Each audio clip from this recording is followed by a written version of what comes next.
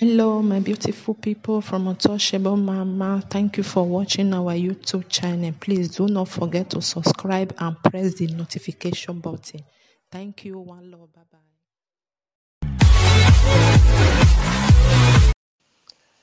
Ibia donu zomo wa bo we o abebe ne ka abe papa bi je ni din ni go din me wa ya la bi ze. Iyo ma ni magba o tu ni be din wa bo we wa be ne ka abe papa bi je ade wa be ri ba ne akon musa yo ma ate ma ya be ri ba ne akon musa nu dazi ma wi e ma yore abe pon salo ba no yo to no yu kun abe pon me ni ka e ma ko ma be aje be ri o wie donu zomo me no tin wa ovi wa nu wa kere IYENUKOKOMON wa ko teme eke amakone wa gbon e won eke ebedego won wa ko tin wa iwon panado aro ledo egwa me se o ge na ye na side of one gedo wa buru egwa me se do o egwa me se do o e na ye na side ma phone baba we buru o egwa me se baba o egwa me se do o ge na ye na side ma phone Kame me wa buru o egwa me se kame me o ibi adonu zomo iwa dami o emi ne kotisu gbota okay dami o ma gbe me boji ma gwana edo nuzomo zebe ekpeti ta emi nebo ti Facebook kake emi nebo ti Instagram kake emi nebo ti YouTube nori lunwo ta gbon ya unwo ta gbon ya na tale wa be ro no di obama sokun sanu dazin osa o salo baga ize oba do ize worldwide o salo banu pogiva no no ido adi mane monorisi negbe ina do abalima ni mana ido ayegbe yo javisi o YouTube ekpetiota no do ladiana e koti sugbo obi adokun o obi oton edokun we ni mereje of egbe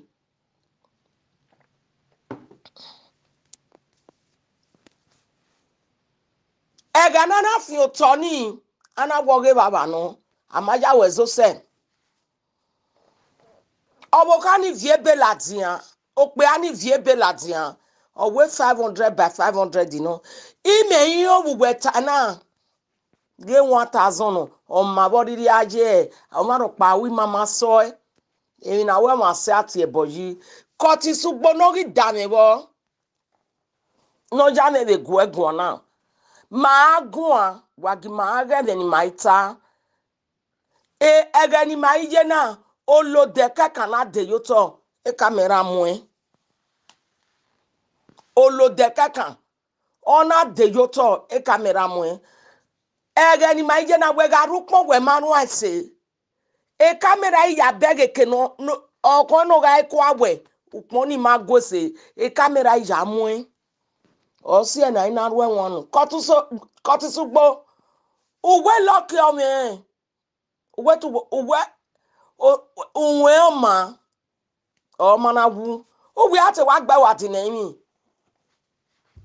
imami onya bu mo gbon pa ko jajo imami ebu silivie juru ibege roba wo bowe roba de church no jo no man eti saloboa o sanu dazo no sa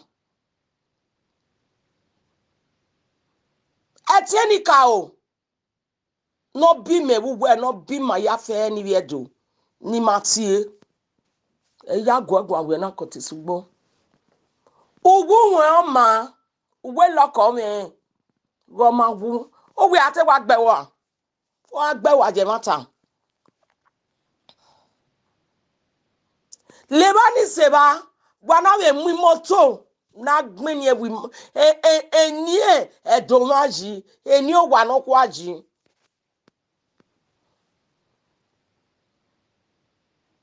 e wa mulele dokia kotisugbo o wa yawo mi no ma gba ikabe ti wa no de awe kane dome wa o kogwaji me o e kenoro o e monoro awe nu wa gba oge awe kane no ba maka waga ge amugwa eni ka ozu waji ba wajane no mase gbeke neri maje udairi mama iro panu sunu ijago me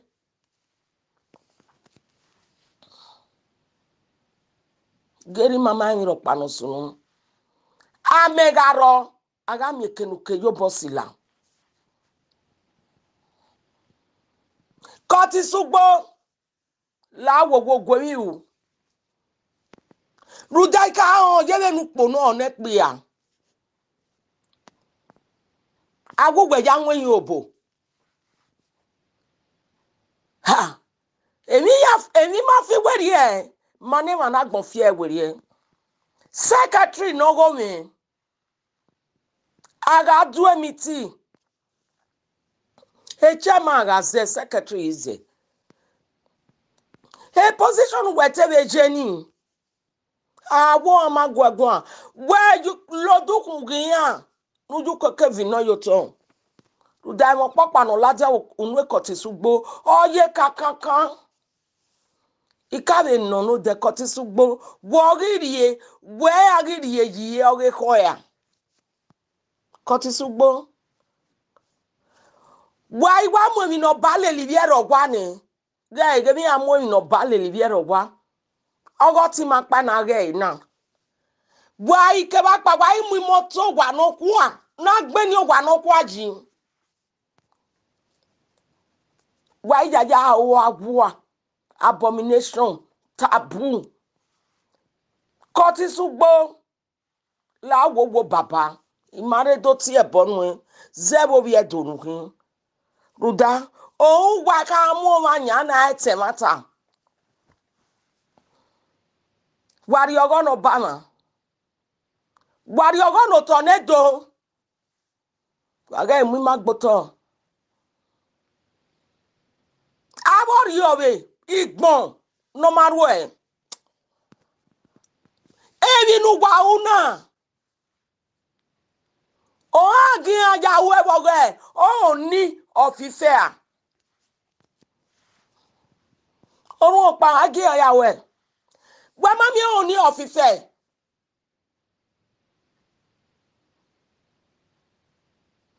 we nana mi obama o dion wo ba ya fe keka ya sudo obama nya oto e gago ba ta e pon o gago isame senior dion obi of agbo kakan 5 upison gaje gege ni baba ere dia wa no do dia wa dia to me ni ma iya na gwe ni aya mu ma yi baba na wo o mi obi oko no ga pusen yan amu yan oka ni yan amu de ni yo o age ma do na ba bo sunu we do yi koti sugbo we ma se no kokoru igbe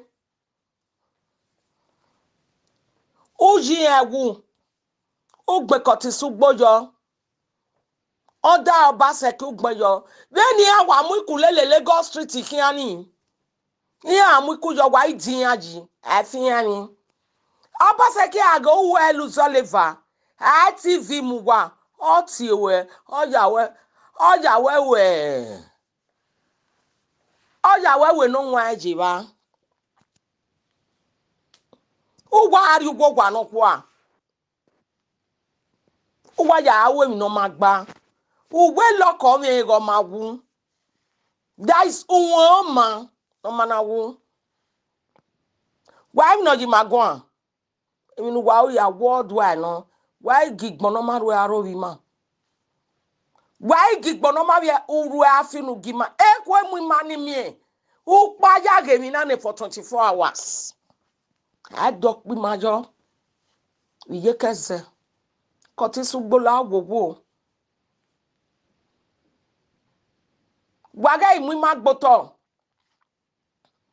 Datin weme why wagbo ma wo gwa no kwa.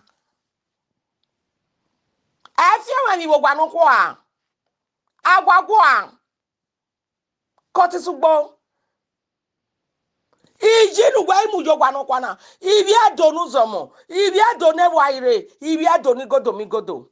Ya guwagwa. Wa do ka ge mi sunu wo gwa no kwa ni. Awo kanye ni ro gwa no kwa ni. Ni bu emi no sunu. Wo sie. Iyo we ne gede gbero gwa no kwa. Ne camera mase. No de gwa lo to e. Ina asogbo. Ina we ni ave gbot endu mo fi no pe a. Okanye ni na itama me.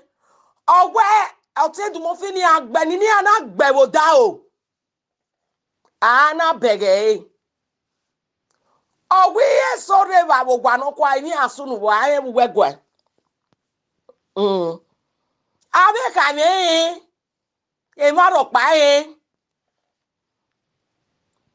Wa go bobo do kotisugbo na amodi onwe.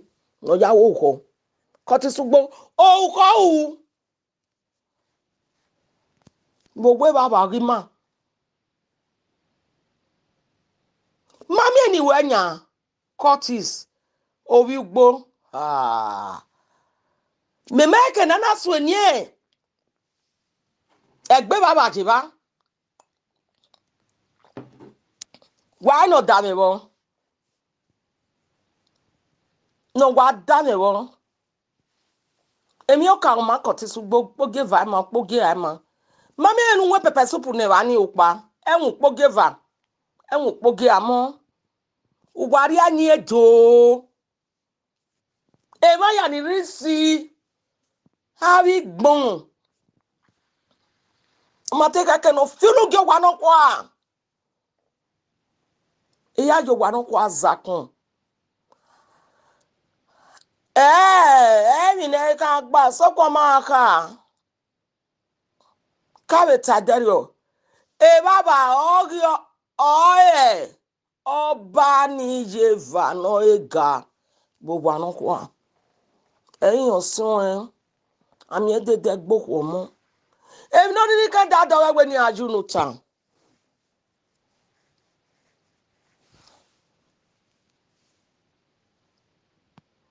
Ari agbo osa.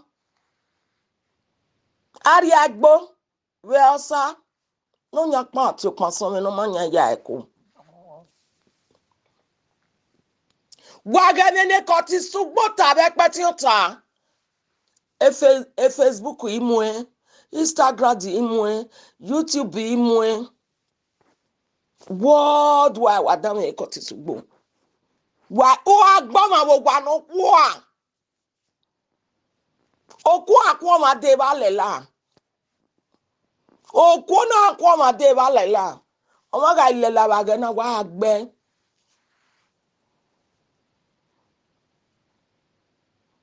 Eri wa duwe. E monorisi o ma gero pa ijogwa. Udawo fi wa mi ne fi e bugbebedu. Eri wa duwe. Omo ne mi so egbe gbogbo. no keke no mwenye mi no do wa gbonse oga imomi go jari ogwa ne gba ige mi baba igo ni do abie odo abie ibi are no nyago iga still solo maba ko ti sugbo iye ya fe ni ke wa je gu no ba oje ni ya ifa pa je wa ti wa iye na wa je white and white ba bo gwa waji na duponu na zebo gwa no kwa ko ti sugbo la agogwo mu imajo to ege go feel ko gbe ma excuse me yala mi dian oje gbu emi alogo mo bi si oga doto ya mi oga bogwa ya mi oga di moto omo ele kotonu o eri mi oleze wiwa omo ele do eko oleze wiwa oga ji wina igore ro kun ami mi no jawu inore na mare se oga bwe pastor we no we no go ita oga bwe goli we no we no go ye ita ari oga bo obo we no we no go ye ita also ari abo na bio iya ga imwele lo pe boya re ne owe egbelu igo basa no ro uru eni ka ogugwa agwo ma egwa nse gwa gi ari egwa azuko bagie obi ara ga de tikati owe egbe fie tikati weri egbava nupo gi ado dogogbon omo mi go yari owa omo me ba no mi ado zuko bagie uko ba iwo ma egwa ti ebe nyana oga gi sagwa agemie baba agemie baba ero la de ko iwo ma gwa ma fi egwinuro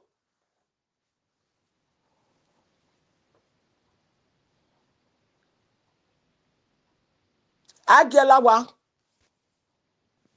ekeno ka ke no mani se age so e donu zomo e bonana bioi o yari o si le ari e donu zomo le oga egu akaji le ari egu ane baba mi eweji iya gi mi baba iya gi mi baba iya gi mi ra enika wuwa o ze fieti kati werie ododogo gbon we no ogbon ewe wu ojo we gbowe ade ewe bo iya gi mi ra ko ti su gbona na nu ya tagwe loko mi ego ma wu ebo ra ko ti su gbo ni ka ogewe ebi no fie wa gbegbepe wo atu asanu dige gbaden aga tu agbonwe wa wulele wa mo ni edoria o wa inform a group we a evidin atin give any kin adem no ni we kin e ya ewu no bajo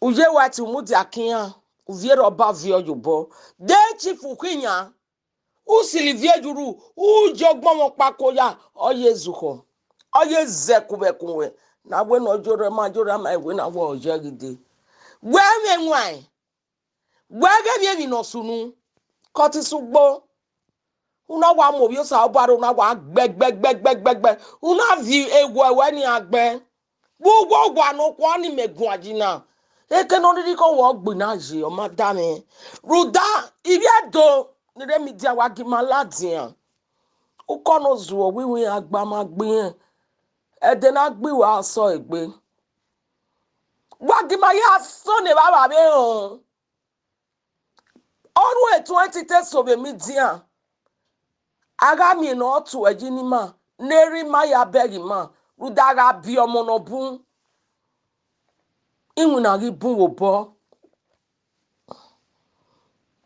obi ara izelu lugo odo be momo ba no be momo rieke ma na pa o vi moto akokin no so pe ni ewe no la yin egbere iya ge mi rai iya ge mi je beno do pe ave no nya ge mi ra do po be no e mama me ijije ave ge be mi jije zeba ero la de ko ma fi ogun egunuro ave mani reba nenu o EGHOSA me imae osa de no gba jedo iyo dari onya go wo eri oru ni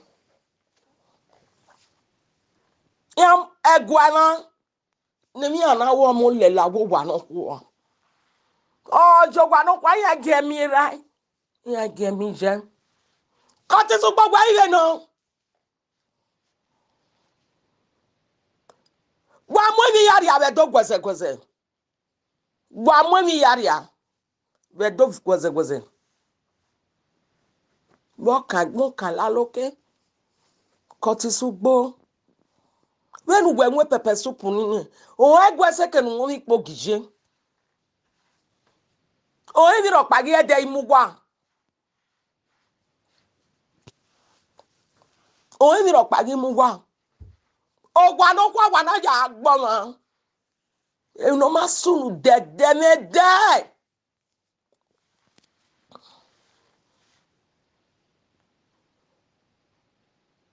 we pata bi zigan kude o ka le la ba ni I know ewo ari owi oga azo ma babe o sorting orule de o ka le la ba no da fi o mi we ba ni wajibi ado ya le ne do wa give ye re o wa gari Abuja wa ge ni ye dojo bo wari eko wa ge ni ye dojo bo wari Ghana ina to se me we Ghana 2017 4 days gbeba waka Accra wa ga ja ge ni ye do ne wu wa jo bo we were eri ono wo gbere eri om no Igbo eri ono we ko kene gba na okiyan Ibadan papa wa kuli manyo ware o ma no me o to ba do ero aga doto wa imi o ma o ma ga bo gwa ni wa igwogo e blocking inwina no ga sebe bo o ma no me be ega no ina mana e toro pa hour o ma nene be 5 euro per hour o biara inwine 12 o nwine 15 hours o bo o pago no ma me ba ikita o bile o bogo oni o ba igbo ni ewo igbe o e ti be 50 by 100 o be mani block yo wa ya gwogo ko ti sugbo uwe loko mi ego ma wo we agwa gwa tetin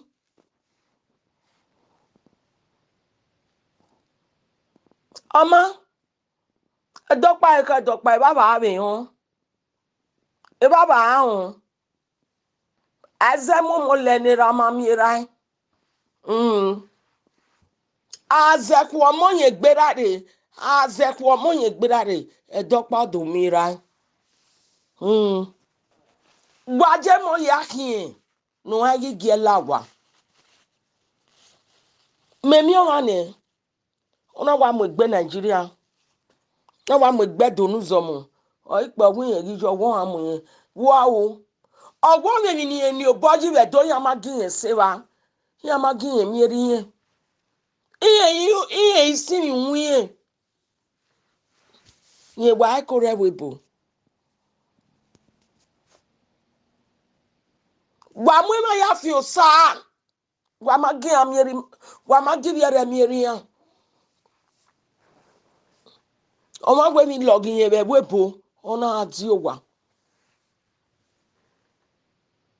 ayi be mo le lo pe boya ni yana be mo ge wa no kwa os yana be no di owa no kwa na be zuko ba be tie ona change ticket gba the third one odogogbon oi so wa no kwa ama ge mi rai ama ge mi baba ne baba no tabo we mi yen ipo mo sa lo bo awu ejija re ri wa gwaja we ni ama ge mi baba oi kan pa oi si ban of your body ni ka o oga area we erolade ko awe ha majeke we ama area we yeye kuwa ko igie eni ka owa uda emi a logo mo bebo ona so gwa no kwa ne aweni ogarisi ona le adio ona so adio wa awujo boni ne osani ya fe ona do dejo sa oge aye dejo sa kan ya ga gavie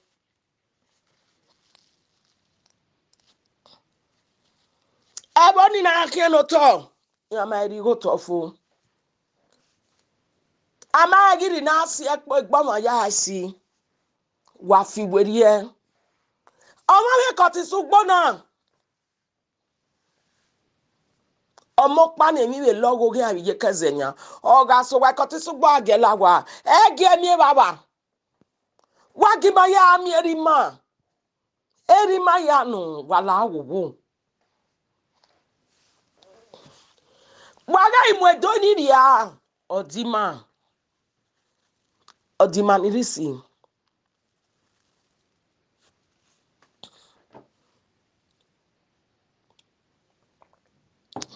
odima ni risi erima ni opa we mi ne mu ne ya gbe mo kan wa ge mo ya mi erima we no bi wari obi ma ya ni ri keze wa ge ami erima ko ti sugbo pa yen bare eri mu ma ni ria ari pa be bo worldwide kebo ke ya ge nu wa o iya wa ge ni wa translate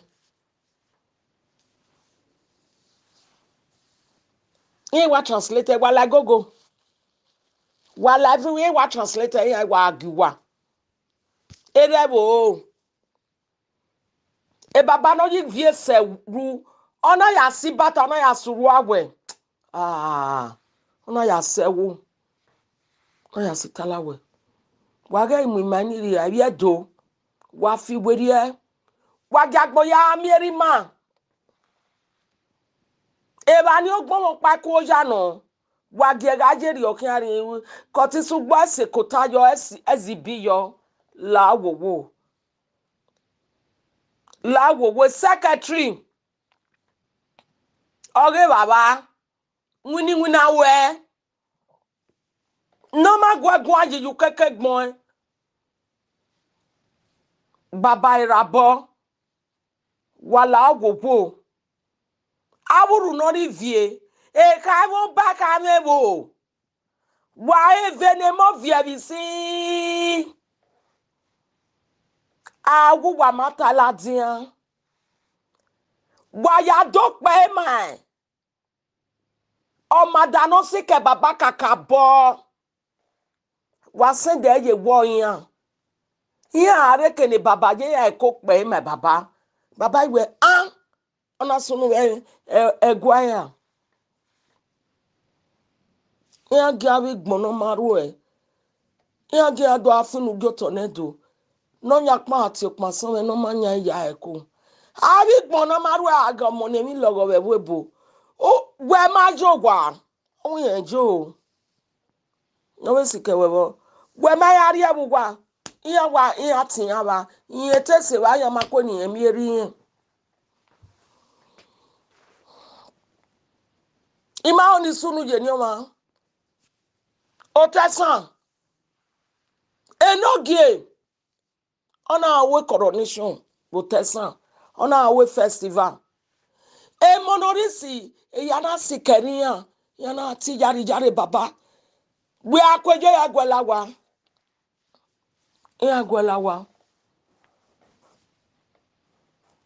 ega ne ku na regwai ai mai na je palace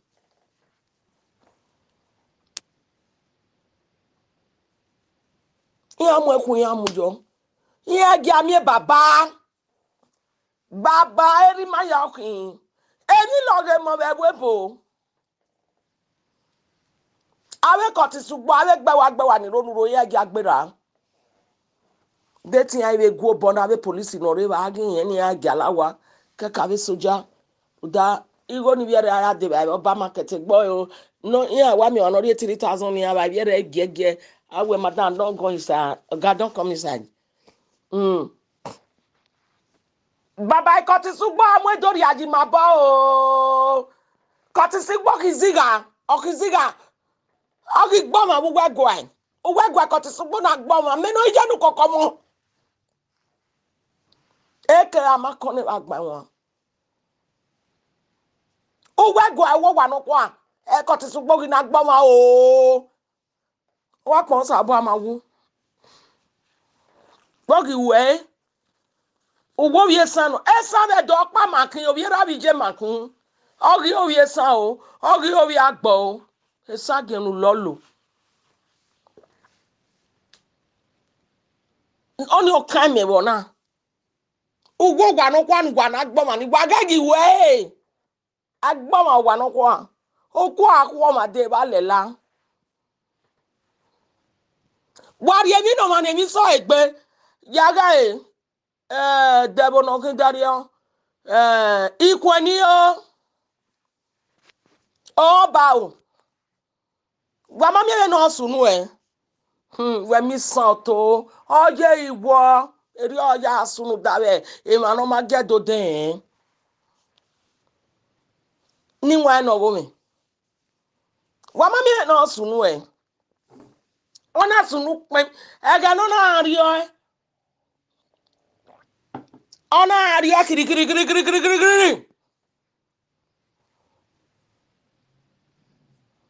Ona ario kiri. Oika sunu ona sunu pen wenyi. Ona sunu kere wenyi moki. Omo no ene gbe na wa na weta mi to Obi nya kere odu eku. O tere no makeke ni ase. Obi nya kere na du eku. Waga eko kotisugbo yenwa we mi mo. Obi adone wo mi oje kin mai owu emu mi. Imaye ti we. Meno IYENUKOKOMON eke amakone wa gba won. Eke ebede go wen. Imiewe bi je Nigeria. Imaye ti we bet waga iri ozan ne wima. Waga igigbon yima polo to bi je keze. Oma ne bi so egbe wa we ne. Be no ba oni ne ero ni ayamuje meyo ni aso ni wa.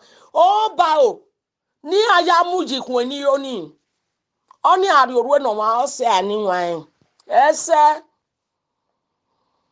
udari o ba o. Agwe to kole bebo a ona nwun eri enu ose. Osu se me awo osu se me bo. Omo na igba yari for no gwe agwin ogi on ba o. Bo ya bonu bo ya ri oru elonu bo ya ri amenu Ukmoni ni egwa ya gun kankan oga gelegun yon emi awegbegbe amena ya o ukun no ni ogele o wari emi no man emi so egbebe bo Kotisugbo igboma wuwo ego oni obalo mi bona waga igboma wo gwa no kwa emi ga sunu ego anese emi ga sunu waga siese bani akwebe fie ba ene no meti no minu ya tem emi no mie afie o mi ba we lucky o me go ma wo la waga igbelo ma wa igbelo ma wa waga imo edogboto e baba ma giwa wa imo edori ajima bo e baba ma giwa Kotisugbo ma eti we e ma tata ma we na waga imo ni edori a wa yo bone kere ri ofigbon o mana pe ogba ya benu wewe yin ya mu eye mi dian ogba ma ya gbe kwe jagun gbe we get out ogege benu gun eke na wari ogo na no worldwide wari e na ya na agbo ma be dere egbo ma no ke egbe baba akezua gala wa no kwado seden na owo eri e ba teje ade eri egwa ogidi ga no to oba no pe oba lobo egwe oba lobo ijeke eri e ga ma no uga ga ma ni ego e ga sego e ma mi Omwana no wano enegbe no. Omwana gweni ya uno. Why mo egbe se. Bene do aya de ne obiere gwalo. No, eri mane mosi.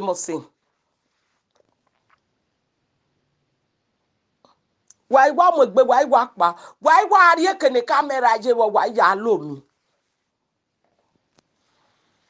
Iga so not your telling chief. Ona wije iye sore gwani ne camera ye. Wa go do ya na ya azuza. I cut his sugbon work and I. Ina do clean shot and I do send the again. Ina no la me dia we am okpa a generator. Iya why I charge you by take a 2 minutes buy a phone idoyo. We am okpa je. We are se palace here na pe. Cut his sugbo. Wali ye doji mabo.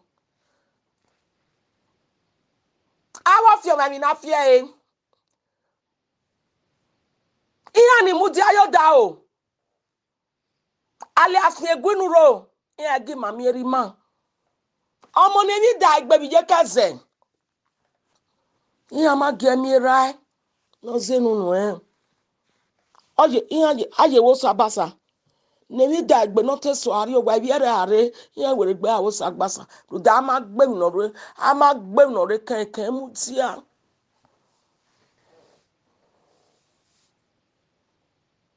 Omo no salo ba wa zege lele kan mi re. No wa zo en lele kan mi re. No was the prophet lele kenire. No was the pastor lele kenire. Iya ge mi rai. Awale asfie gunuro. Waru enwe ni ka owa. No ya ne ya da me wo. The ancestors ni ka o deal with wire. Wegbe. Ogu wire fe wegbe ofofo koko gamaja bege e. Wage mo ami rai. Waga gi gbe mo ugwo gwa no ku awala awogwo. Waga iri ozagi man. Ni gboga imi mafo. Enu wa wo waji gbon mi mafo.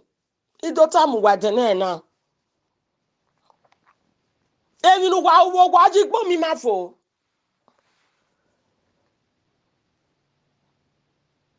Enu wa wo waji gbon mi mafo. Wa gbon ma wo wa no kwa.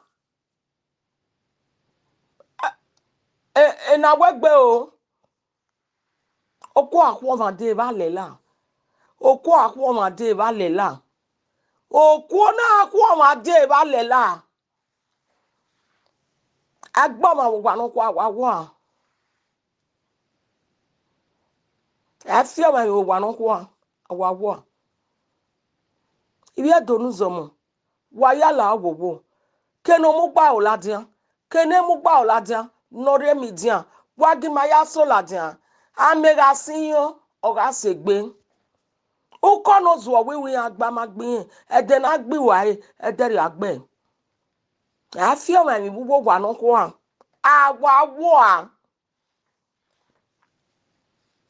Wa gi amwe woni ri ajimabo.